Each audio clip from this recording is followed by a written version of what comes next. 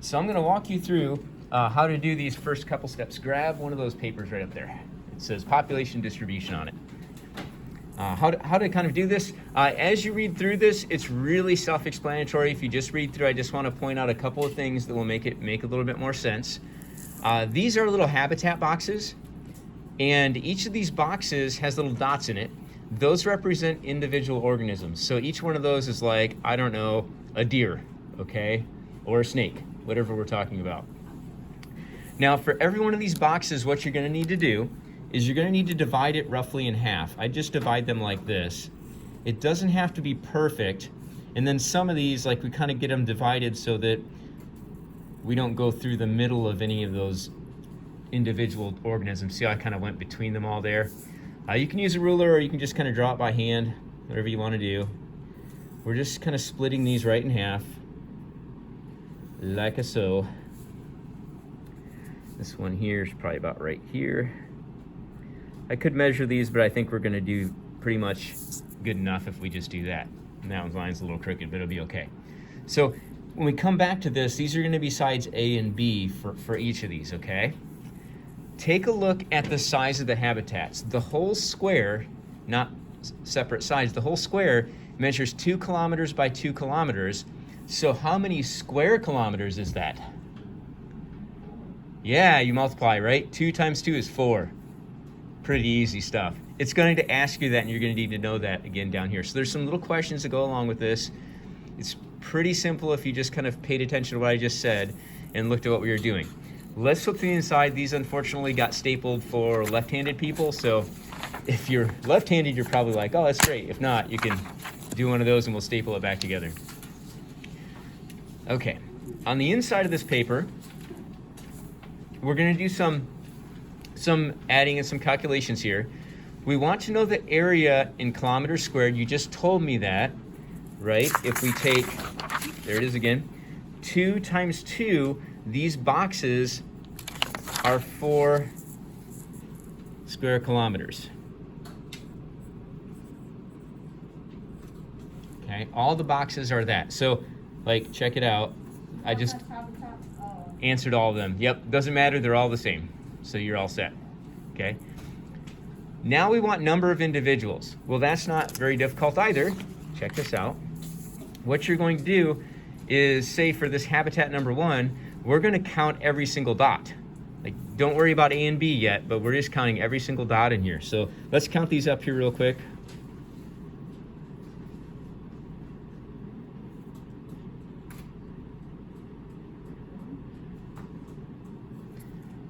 What did you guys get? 31.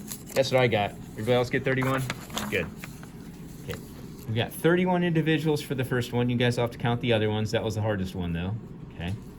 Now, over here, we want to know population density. And that's going to be expressed as number of individuals per unit area. So that little symbol there, do you know what that means mathematically? Divide. Divide. You guys are awesome. So we're going to take individuals divided by area, 31 divided by 4, and that'll give us our answer. Anybody? Put it on the calculator, push the buttons. 7.75. Okay, 7.75. So I'll just put 7.8. I'll just round, okay? 7.8 is my density. So you'll have to do that for these other ones, but hold off a second because I'll explain the rest. Down here, it's going to ask you questions about which one has the high, which one has the low population density. Well, the density that it's talking about are these numbers here. Okay, so just look at the big number or the little number, and you've got your answer. Okay, these are the habitat. Now you can put down the number, habitat numbers there. Now down here, we're going to do the same thing, but we're going to look a little bit about, it'll help us with distribution. So we're going to look at density between the two halves of that ecosystem. That's why we split it in half. So for number 1 here, we've got an A and a B, and we're going to do them separately. So let's take a look at number 1 here. See how I split it here? So if I count up the ones on the B side, I've got 15 on the B side. So I'd put 15 down here. Oops, sorry, that's the area. 15 individuals for the B side of number 1. Now, what about the kilometers squared here for the area. Well, check this out. If we divided it in half, and this was 2, it's still 2. What's this up here? 1. So 1 times 2. Pretty tough math today, isn't it? It's going to be a rough one. So these things are all exactly half of that. They're 2 kilometers squared. And that's going to be the same all the way down, no matter what. And we're going to perform exactly the same calculation. So I'll take 15 divided by 2, and you can round and put it over here. Cool. And we're going to be comparing, like for habitat 1, are they both the same density or are they different? That sort of thing. So there'll be some questions down here about that as we go. Okay? Okay, so hopefully everybody can see that at home. I wasn't paying attention. I think I got you. There we go. All right, let's look on to the next page here.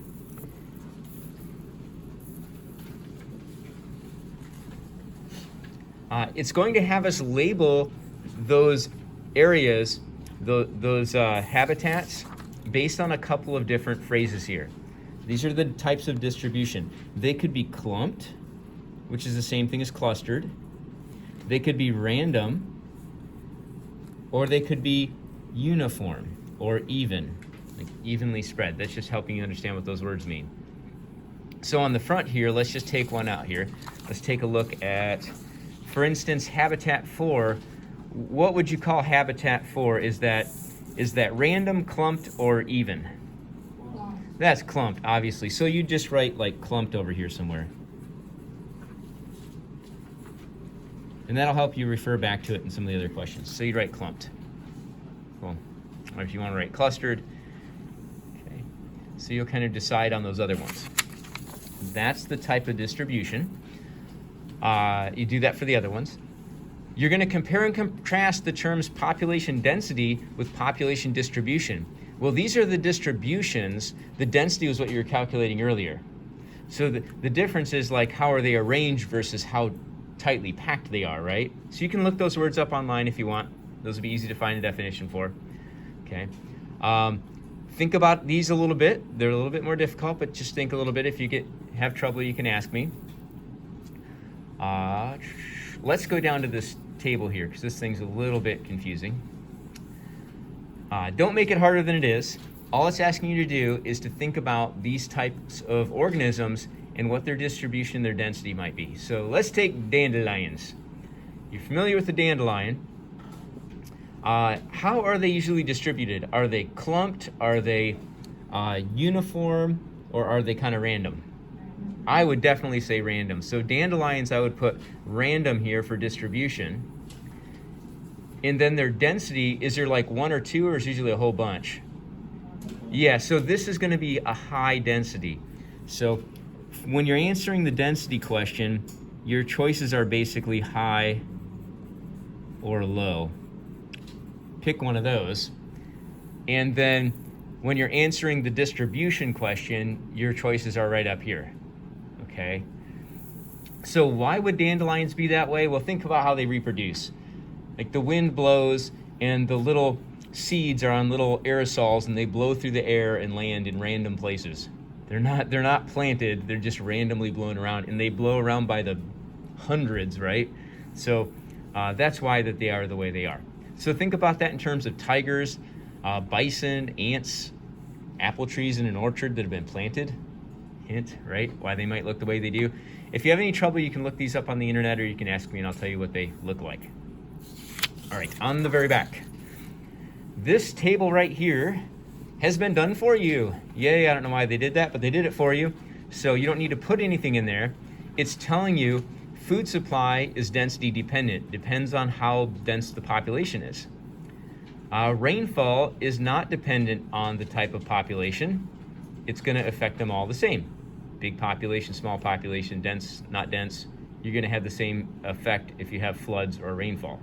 Okay. So down here, it's going to ask you some questions about that. All right. It's going to ask you to define them here. You can look them up in your book if you like. Then another little question there. Not too bad. If you get any questions, just feel free to either message me or ask me in class, and we'll help you out. Afterwards, there's a little quiz online to do. Short little quiz. You use your paper to do it. okay? And should be pretty easy. Cool.